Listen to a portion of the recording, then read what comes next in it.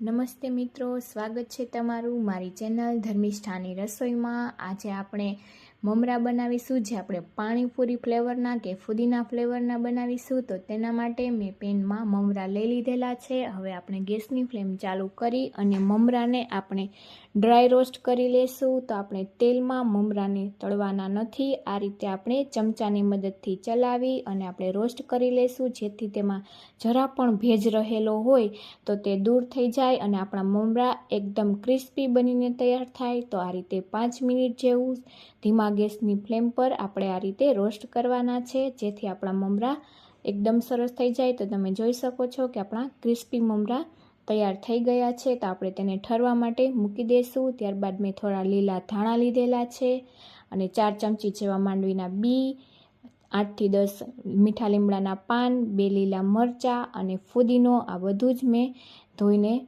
લઈ લીધેલું છે। હવે આપણે પેનમાં તેલ ગરમ કરવા મૂકેલું હતું અને આપણે આ રીતે કાણાવાળા જારામાં આ રીતે આપણે બધું જ તળી લેવાનું છે। તો આપણે પહેલાં કોથમીરના પાન લીધેલા છે, તો આ રીતે તેમાં આપણે રાખી અને ચમચાની મદદથી આ રીતે ચલાવતા જઈ અને આપણે તેને તળી લેવાના છે। તો એક વાતનું ખાસ ધ્યાન રાખવું કે જ્યાં સુધી તેમાંથી પાણી દૂર ન થઈ જાય ત્યાં સુધી આપણે તેને તળવાના છે, નહીં તો આપણા મમરા ભેજવાળા થઈ જશે અને એકદમ ક્રિસ્પી નહીં થાય। તો આપણા હવે પાન તળાઈ ગયા છે, તેને આપણે પ્લેટમાં આ રીતે કાઢી લેશું। ત્યારબાદ આપણે ફુદીનાના પાન છે તેને પણ આ રીતે તળી લેશું।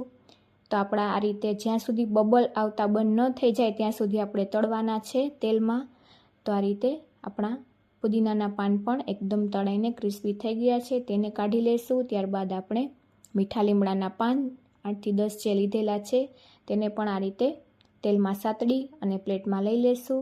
ત્યારબાદ મરચાં આપણે લીધેલા છે, લીલા મરચાં, તેનું પ્રમાણ તમારે જો વધારે તીખા મમરા ખાવા હોય તો તમારે તમારા ટેસ્ટ મુજબ વધારે ઓછું કરવું। તો મારા મરચાં એકદમ તીખા જ હોવાથી મેં 2 જ મરચાં નાના લીધેલા છે।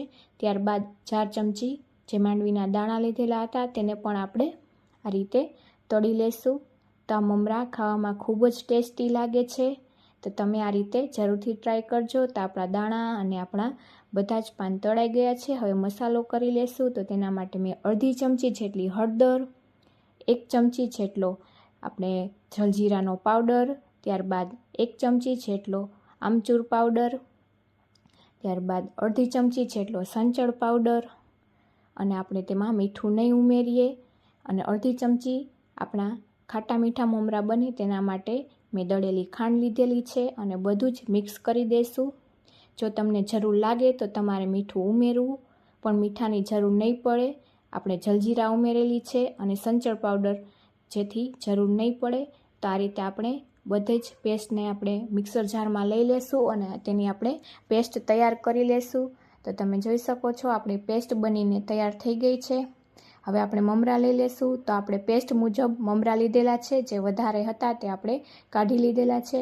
હવે આપણે પેસ્ટને ઉમેરી દઈશું અને ત્યારબાદ તેમાં આપણે જે તૈયાર કરેલો મસાલો છે તે ઉમેરી દઈશું। આપણે તેમાં કોઈ પણ જાતનું તીખું મરચું નથી ઉમેરતા, કારણ કે આપણે લીલા મરચાં ઉમેરેલા છે, તો તેની તીખાશ આપણા મમરામાં આવી જશે। ત્યારબાદ માંડવીના બી અને થોડી સેવ લીધેલી છે, જે મીડિયમ સાઇઝની આવે છે, તે સેવ તમારે ઝીણી ઉમેરવી હોય તો તે પણ ઉમેરી શકો। તો આ રીતે હવે આપણે બંને હાથ વચ્ચે આ રીતે મસળી અને આપણે મમરાને એકદમ સરખા મિક્સ કરી દેવાના છે। તો આપણે કોઈ પણ પ્રકારનો ફૂડ કલર વાપર્યા વગર નેચરલ વસ્તુથી આપણે આ મમરા તૈયાર કરેલા છે। તો આ મમરા કલર કરતાં પણ આપણને ખાવામાં એકદમ ટેસ્ટી એવા પાણીપુરી ફ્લેવરના જ લાગે છે। તો તમે આ રીતે આ રેસીપીથી જરૂરથી ટ્રાય કરજો। તમે જોઈ શકો છો કે આપણા મમરા એકદમ સરસ ક્રિસ્પી બનીને તૈયાર થઈ ગયા છે। તો જો તમને મારી રેસીપી ગમી હોય તો કોમેન્ટમાં જરૂરથી જણાવજો અને મારી ચેનલને સબસ્ક્રાઈબ કરવાનું ભૂલતા નહીં। Thank you for watching.